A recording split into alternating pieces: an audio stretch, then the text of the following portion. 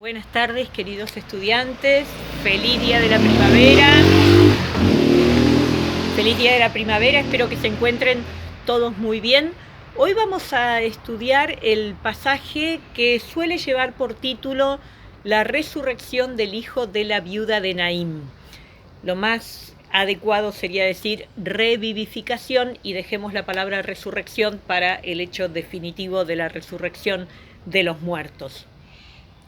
¿Dónde se ubica este pasaje? Jesús está llegando a las puertas de la ciudad de Naín y de adentro de la ciudad sale un cortejo acompañando a esta viuda. Jesús nunca entró en Naín. Jesús se encontró con esto en el camino y nunca entró en Naín.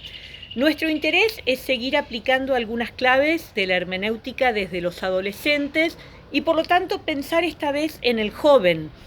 Si al hablar de la niña Talita Kum veíamos todas las implicancias que tenía para una chica entrar en la pubertad, en el caso de este joven y de aquella sociedad, una sociedad tradicionalista, patriarcal, que asigna al varón sobre todo la función primordial de ser el sostén económico, pensemos la situación de esta casa donde la madre ha quedado viuda. El hijo no es un niño porque el Evangelio usa la palabra joven, por lo tanto, buscando reconstruir su situación, tenemos que pensar que ya ha asumido las obligaciones de un adulto. Es el varón que representa a su familia desde el punto de vista religioso también, y esta frase que antes se usaba, tomar el lugar de el hombre de la casa, lo cual tiene que haber implicado seguramente también la cuestión del trabajo. Tengamos en cuenta que los oficios en aquel tiempo, como en todas las sociedades tradicionales, se heredaban, el negocio o el taller era un taller familiar, no sabemos a qué se dedicaría la familia, no sabemos qué tanto podría este joven llevar adelante esa tarea, pero ciertamente que si tenemos que pensar en un hijo joven de una mujer que ha quedado viuda, tenemos que considerar ese aspecto. Una cuestión que quiero mirar, porque es bien propia de este texto, es la consecuencia que tiene la palabra de Jesús. Cuando en el pasaje anterior veíamos que la niña se levanta, Jesús ordena que le den de comer. En este caso hay una indicación bien puntual y que no se da en otro caso de milagro, que es que cuando el joven se levanta, el texto dice: y se puso a hablar, y no aclara nada más, y se puso a hablar. Inclusive algunos han hecho bromas, ¿qué es esto? El muerto que parla.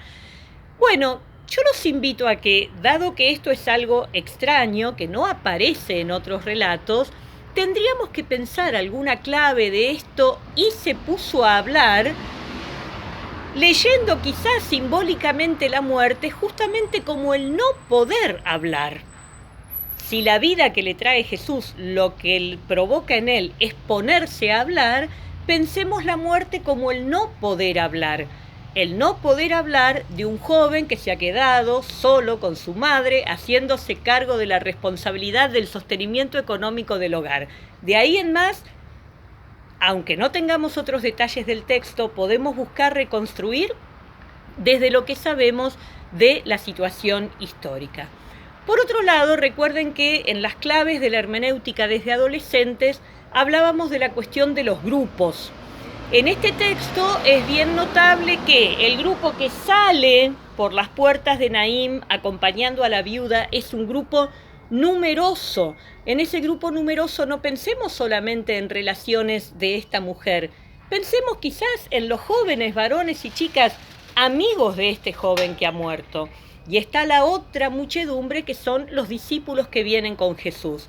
A este joven podemos pensarlo en relación a su grupo y podemos pensar, para que nos dé elementos de reflexión sobre el texto, qué impacto puede haber tenido esto en esa gran muchedumbre que acompaña el velatorio, el camino hacia la sepultura, si pensamos allí también en la presencia de jóvenes, varones y mujeres. Otra de las claves de la hermenéutica desde adolescentes es la identidad, es la respuesta a la pregunta ¿quién soy?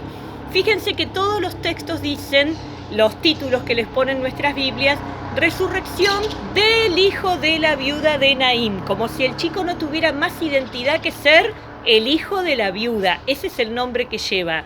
A lo mejor podríamos pensarle otra identidad. ¿Tenía algún problema del no hablar? ¿Era el mudo del pueblo, el mudo en el sentido simbólico? No sabemos. No estamos haciendo exégesis ficción, estamos buscando elementos del texto que nos den pistas para poder traerlo al hoy. Este texto yo no lo tengo tan redondito como tengo el Talita Kum. Me gustaría que hoy podamos hacer un intercambio tipo lluvia de ideas, así que hoy les voy a pedir que la respuesta a la consigna no me la manden por mail, coméntenla en el tablón. Yo les pongo algunas pistas, les aporto una lectura desde el método narrativo y me parece que hay tela para cortar en este pasaje y hay elementos para pensar en jóvenes que tienen que ocupar el lugar de adulto antes de tiempo. Si antes decíamos con la chica con Talita Kum, bueno, frente a semejante panorama mejor me muero o me quedo tirada en la cama, acá podríamos pensar, ante semejante panorama, mejor no hablo y me hago el muerto. No estoy pensando qué es lo que la crítica del género literario dice sobre los milagros. Estoy buscando en el texto elementos que nos pueden servir para leerlo significativamente hoy. Porque sigo pensando lo que les dije la semana pasada.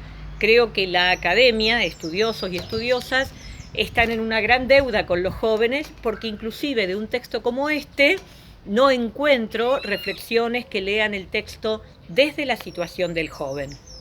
La consigna entonces ahí les pongo, ya sea desde las claves de la hermenéutica de adolescentes, ya sea desde lo narrativo, ya sea desde cualquier resonancia que se les viene, ya sea desde, esto me dio una idea que podríamos trabajar con los chicos, tal problemática, lo que sea. Hoy hagámoslo tipo lluvia de ideas compartida, lo hacemos aquí en el tablón y vamos encontrándole la buena noticia a este pasaje.